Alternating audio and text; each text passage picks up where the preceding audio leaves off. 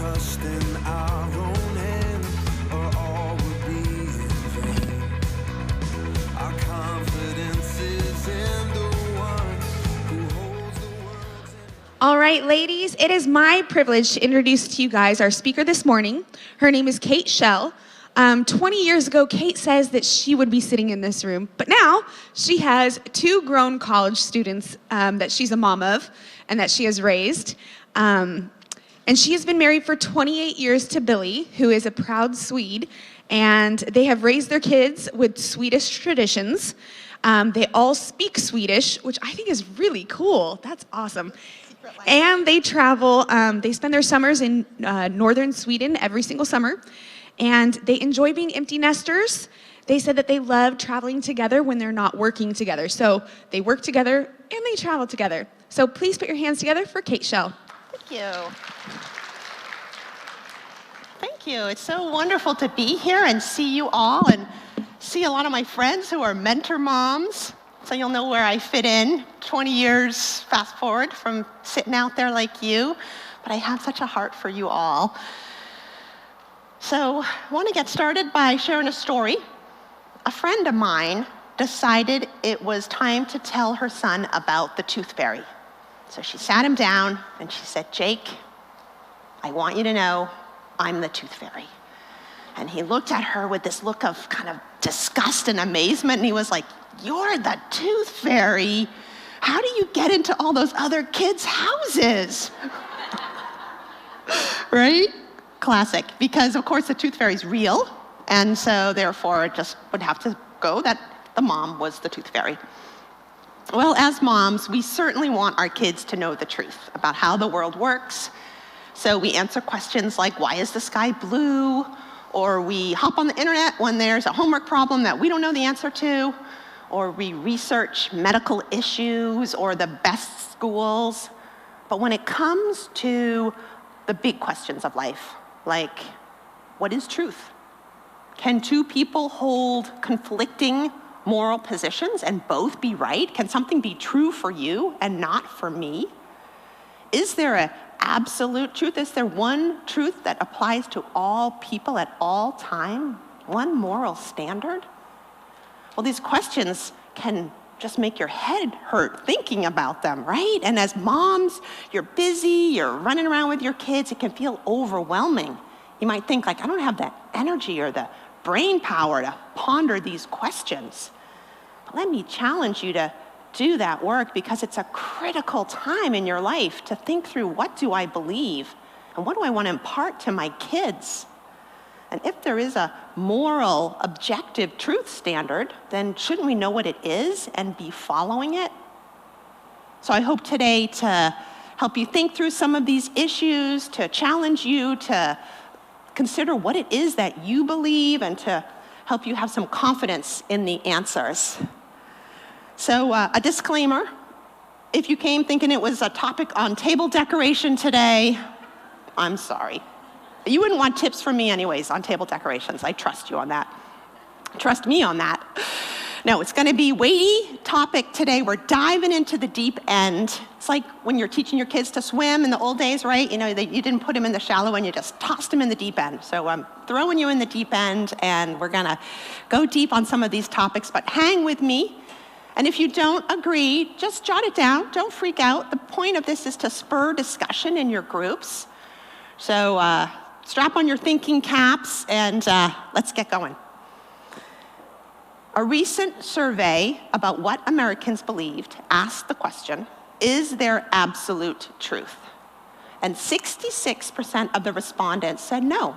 There is no such thing as absolute truth. That truth is relative to the individual, and that different people can define truth in different ways and still be correct. And don't we see that in today's society, right? When we talk about my truth, right? And your truth, and speak your truth. And certainly sometimes that's just meaning opinion, but sometimes it's not. Sometimes people are actually talking about 2 people holding conflicting truths and can both be right, right? True for you and not for me. We see that in today's world. Well, if there is no absolute truth, then all truth becomes relative. And the definition of relativism, moral relativism, is a philosophical position that all points of view are equally valid and that all truth is relative to the individual. Maybe you've heard that before, maybe you didn't realize that it's called relativism, it's kind of a long word. And perhaps you might think, well, that's true when it comes to scientific truths, right? Things we can measure. We know objectively that those things are true, but when it comes to truths about moral truths or theological truths or ethics, well, we just can't really know about those things. So, moral standards, what's right and wrong, it's all relative. It's subject to what we feel, our culture, our norms, what our neighbors say, what our friends say, what's the popular opinion of the day, and that our moral choices are really preferences. Right? Like saying, I like vanilla and you like chocolate, and that's okay. But we know that moral choices have much more import than just preferences. Certainly preferences are subject to the individual, right? They are individual. But moral choices have much more import. When I say I like vanilla and you like chocolate and that's okay, that's fine, because I'm not saying that I like vanilla and liking chocolate is wrong. So when we think about right and wrong and moral choices, there's much more at stake than just a preference. So let's spend some time thinking through the difference between absolute and relative truth, right? Objective and subjective truth. So point 1 on your outline is understand the difference between relative and absolute truth. Are you still with me out there? We're hanging in there? Got your thinking caps on? Right on. So we said truth is not preference or belief, right? Truth is a correspondence with reality. It's the way things are. For example, if I said, I'm standing on the podium, is that a true statement? Yes, it's a true statement, you might say. More interesting, why is it a true statement? You might say, well, I see you on the podium. But if you closed your eyes, would it still be true? I'm still here. How about you say, well, I believe you're standing on the podium. But somebody else might say, well, I don't believe she's standing on the podium. I think that's a hologram. That's a hologram of Kate. You'd have to come up and feel my skin and bones. Nope, I'm standing on the podium. So again, the reason why I'm standing on the podium is a true statement is because it corresponds with reality, right? It's the way things are. I am standing on the podium. So that's called the correspondence theory of truth. Right, that it is objective, truth is objective, it's absolute, it corresponds with reality. But then subjective truth claims, are they true? Certainly some subjective truth claims are true and helpful when you're comparing items. For example, if you said Kate is tall, is that true? Well, depends, compared to what? Compared to a baby, yeah. Compared to the Eiffel Tower, not so much. Or that car is fast. Compared to a Formula One? No. Compared to a bike? Yes. So relative thinking is helpful, it's necessary when we're comparing objects, but there has to be a standard of comparison in order to make those claims. So when we think about moral truth claims, is there a standard of comparison? With moral thinking, is there something that we can compare to say what is right and what is wrong? So let's look at that, because if there is a standard to compare, we should know about it, right? So there's a few different options we can think about. One is, well, there isn't a standard, right? There is no such thing as truth. There is no truth. And maybe you've heard that before, but that point of view kind of falls apart because that in and of itself is a truth claim, right? You're saying it's true that there is no truth. So we disregard that. There are people that will say, well, if there is a truth standard, we can just never know what it is. We don't really know if it exists or not. We can never figure it out, so we should just live for today. Right? That's kind of the hedonist point of view. The first point of view would be more of an agnostic point of view. Right? The second one would be more of a hedonistic point of view, just like live it up, because who knows what's going to happen tomorrow. Most of us don't fall into those two camps. Most of us believe that there is a moral standard, there's a truth standard out there, but we're maybe not sure exactly if it's a relative one or if it's an absolute. And those are the two buckets that we fall into. One, we think, well, the truth standard is relative, it's subjective to the individual, right? It can be defined differently for different people. Or we can say, no, the truth standard, it's absolute. It's objective, there's one moral standard, we can know it, but that means that there is a standard giver, right? Somebody who transcends us, that has given us this standard.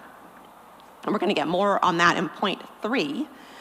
But let's look a little bit more on the point of, is truth all relative, right? Relativism is a way of thinking that says there's no standard for what's right or wrong, good or bad, beautiful or ugly, that it all depends on the individual. That moral truth is subjective, right? The validity of these truths depends entirely on the person who says it's true for me if I believe it. And people can decide for themselves what's right or wrong, good or bad, beautiful or ugly. And you can be like, who are you to tell me what I should do or say or feel? But that's the relativist point of view. There's no universal rules that apply to everyone. And if I get rid of that universal standard giver, right, if I get rid of God and the universal set of rules, then I really get to decide what's right and what's wrong. And I wager that relativism has become so popular because people don't like to be told what to do. Right? People like to make up their own rules themselves. Don't we see that in the world at large and with our kids in particular? Right? You're not the boss of me. Your kids have probably said that, right? Maybe you said that as a kid. We don't like authority. We chafe under authority. We don't want to submit to authority. So that's where relativism fits nicely because we can make up the rules as we go and determine for ourselves what we think is right and what is wrong. Now, many people don't set out to be relativists, right? I would call them de facto relativists, right? They believe that people can hold conflicting opinions of what's right and wrong, but they haven't really thought through what that exactly means. And furthermore, maybe they even believe in God, which is kind of an interesting contrast in and of itself. And we're often kind of default into this position of being a de facto relativist as we're, moms raising kids and we're busy and we haven't spent the time to think through some of these deep truths. So let's explore some of the inconsistencies about relativism and why it really doesn't make sense. So point 2 on your outline is recognize the contradictions in relativism. Recognize the contradictions in relativism, and we're going to go a little bit deeper, get a little more philosophical here, so hold on. Well, relativism might seem like the thinking man's approach, right? That might be the reasonable approach. It actually has some inherent contradictions and inconsistencies. So bear with me. Let's look at 4 different points. So you see 1 through 4 in your outline, subpoints under point number 2. We're going to look at some contradictions. Because if relativism is true, then the following statements should also be true. Number 1, relativists can't accuse others of doing wrong. If there is no moral standard, then morality is a personal decision, right? And you can surrender the right to make moral judgments on other people's behaviors because it's just wrong for you or right for you, no matter how offensive their action is. It legitimizes all personal choice, even the most horrific. So relativists can't say that adultery is wrong or lying is wrong. It's just wrong for me. It could be okay for you. So what justification is there to intervene when you see something that's wrong? Because in reality, it could just be, wrong for you and not for the other person. It really grates against our common sense when you think about that, because there are things that we know that are inherently wrong. So point number 2 is relativists can't complain about evil, right? Let's take this to the extreme. We need a standard of good for which to measure evil against. The renowned author C.S. Lewis wrote, "How does a man call a line crooked unless he has some idea of a straight line?" I love that. How do you call a line crooked unless you know what a straight line is? And isn't that true? How can you call something evil unless you have a sense of good? Moral relativism and objective evil can't coexist. They can't both be right, because in moral relativism, nothing is all good or all bad. It's just good for you. And if we're consistent with the logic of relativism, that goes all the way to evil, things that we consider to be evil. Think about, for example, the Holocaust, something that we would all agree was horrific, evil, 11 million people killed. I recently saw a show on TV where children, survivors of the Holocaust, came back to the death camps. and they talked about their experiences, being separated from their families, watching their mothers and their brothers and their fathers being marched off to the death showers, to the gas chambers, how they suffered malnutrition, their housing. It was so heartbreaking to watch them recount, to see how torn up they were now, years later, this horrific experience. And what made me feel bad? What made me think that this is evil, this is wrong? Was it just my feelings? No, there's something inside of us that cries out for evil when we see it. Relativism breaks down when it's calling something evil, because to do that affirms some kind of a moral standard, right? And you can expand that to not just evil, but all judgments. So point 3 on your outline is relativists can't accept blame or praise, make charges of unfairness or injustice. But you can't praise anything as good. It's only good for me. And the same, you can't blame anybody as bad because it's only bad for them. So we might say, well, I think it's good to take care of babies or the elderly, but it's just good for me. Or is it bad to neglect babies and the elderly? Well, it's just bad for you. Those concepts of praise or blame, fairness or unfairness, those are meaningless without a standard to measure them by. So nothing can ever be applauded or condemned because of this. Without absolutes, nothing is ultimately bad, deplorable, tragic, worthy of blame, and nothing is ultimately good, honorable, noble, worthy of praise. There are no judgments to be made, both moral and ethical.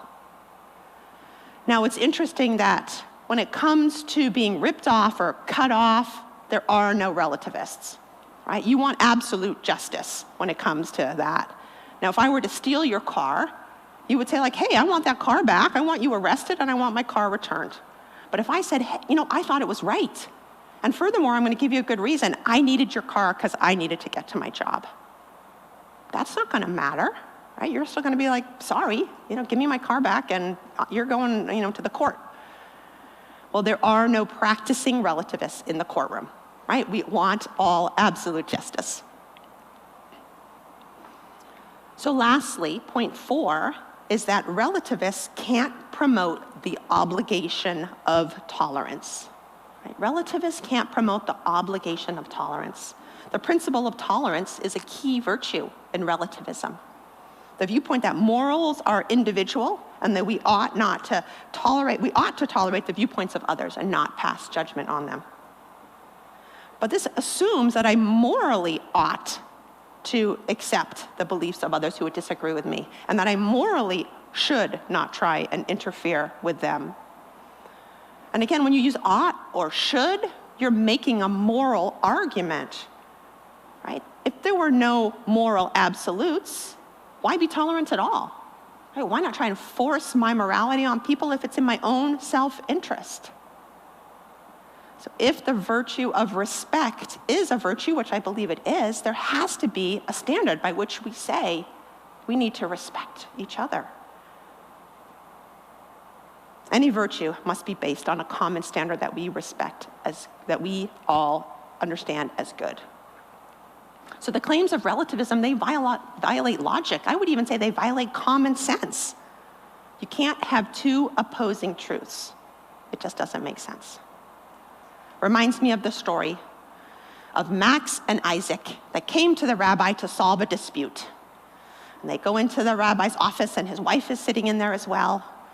And Max starts out with his complaint. And this is what happened, and that's what happened, and Isaac did this to me, and Isaac did that, and he speaks clearly and articulately, and the rabbi says, you know what, Max? You're right. And then Isaac presents his side of the story, and he speaks passionately and persuasively, and Max did this to me, and he did so-and-so, and this and that, and the rabbi thinks for a minute, and he says, Isaac, you're right. And they both leave. And the wife is distraught. She's like, how can you say that? They had conflicting stories. When one wins, the other must lose. The rabbi thinks for a minute, and then he says, you know what? You're right too. Well, we know that when two things contradict each other, they both can't be right. That's the law of non-contradiction. Well, the Bible makes some very bold and exclusive claims that don't coexist with relativism. So we need to examine these truths and determine what we believe. So point 3 on your outline is examine the exclusive claims of God's truth. Examine the exclusive claims of God's truth. So we're rounded third base here, so hang there with me. We're almost through. Relativism says all truths are equally true. Right? There's only one, that there's no one right way, no one true truth, if you will. However, Jesus says in John chapter 14, verse 16, I am the way and the truth and the life. No one comes to the Father except through me. So that's John chapter 15, verse 16, John 14, verse 16. Jesus makes a very bold claim that he is the truth. He is the exclusive truth. And as believers in a worldview that puts God as the authority, he is the source of truth, right? Truth with a capital T, true truth. So it's what God thinks is good and bad, beautiful or ugly, fair or unfair, that we use as our standard for truth. That's how we measure all other truths. And that is given to us in the Bible. And you have heard a teaching earlier in the year, and if you're new to NABMO this season, then you'll have to find that online, that speaks specifically about the unique characteristics of the Bible and how it's not just a book, but it has a divine imprint. There are more manuscript evidence for the Bible than any other book in antiquity, right? There's more little pieces of the original Bible floating around than any other book.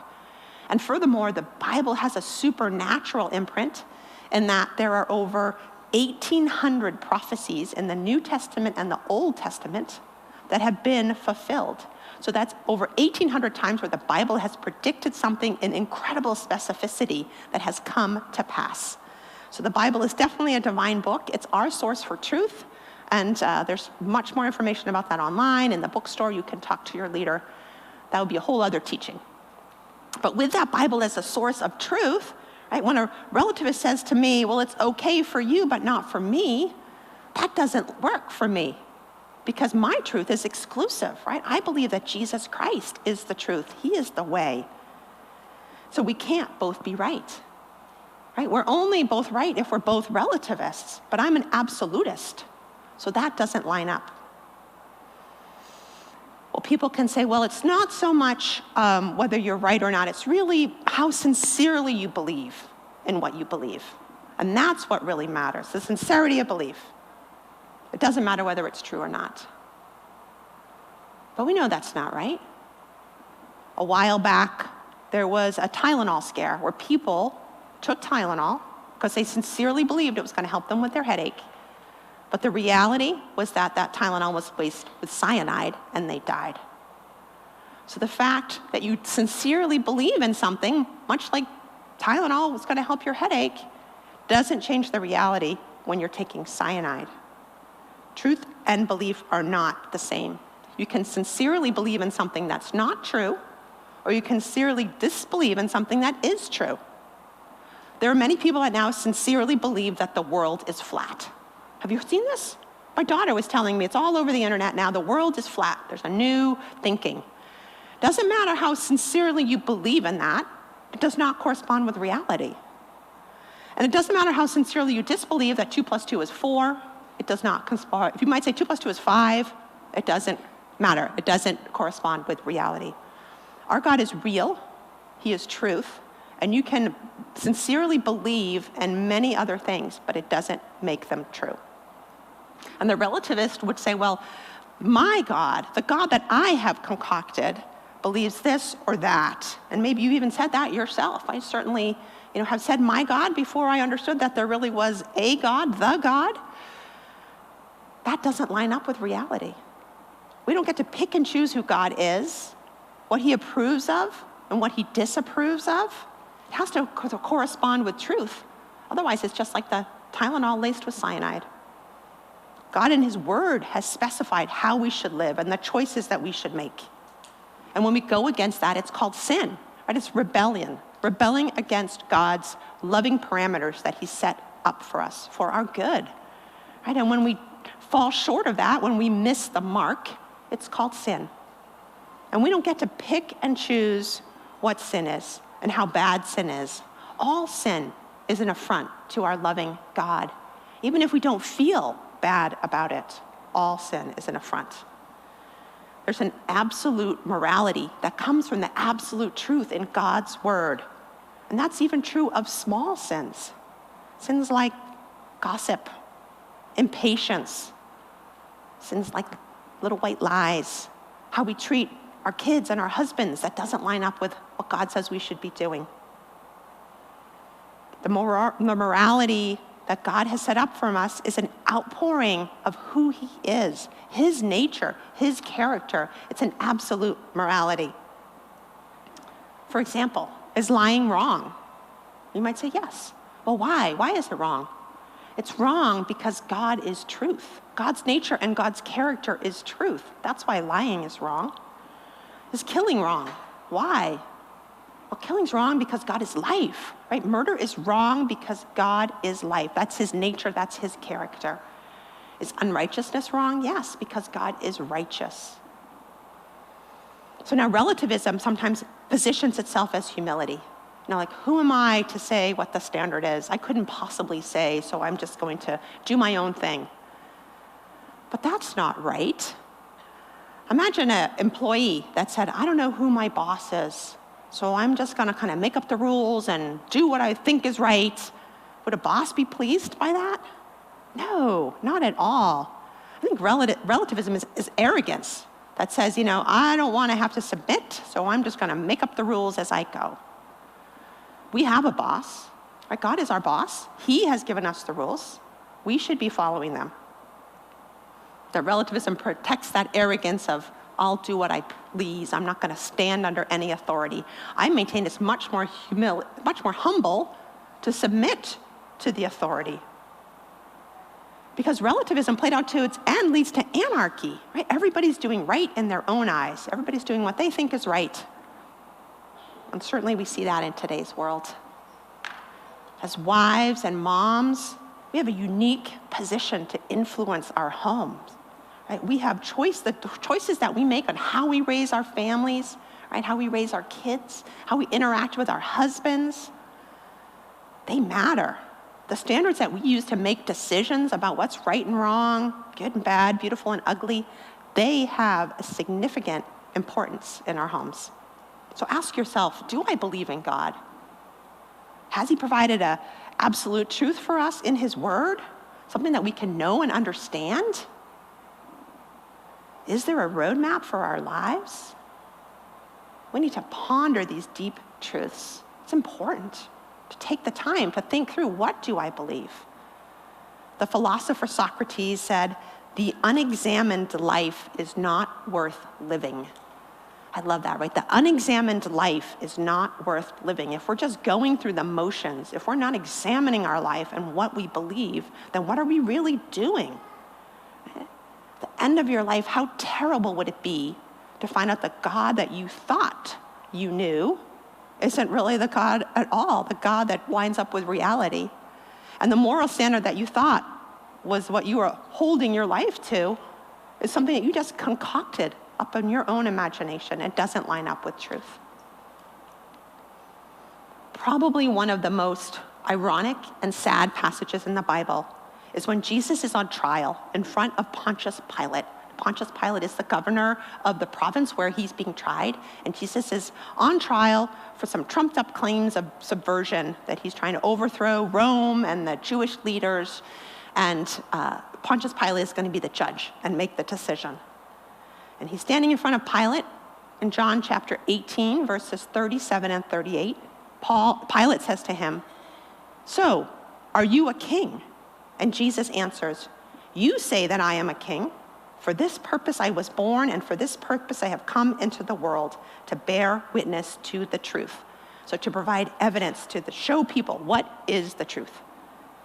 Everyone who listens to my voice, everyone who is of the truth, listens to my voice. And to that, Pilate responds to him, what is truth? And the irony there is that Pilate is standing in front of the source of truth himself, right? Truth with a capital T, God incarnate.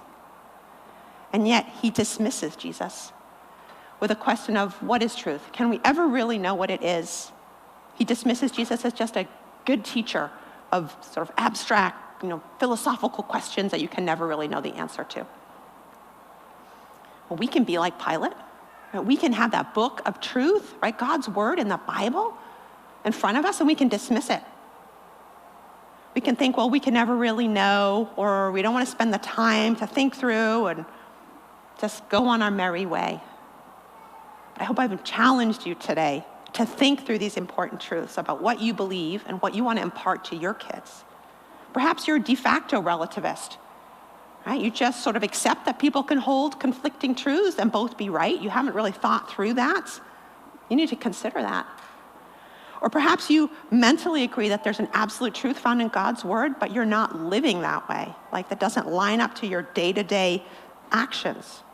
You haven't submitted to this standard.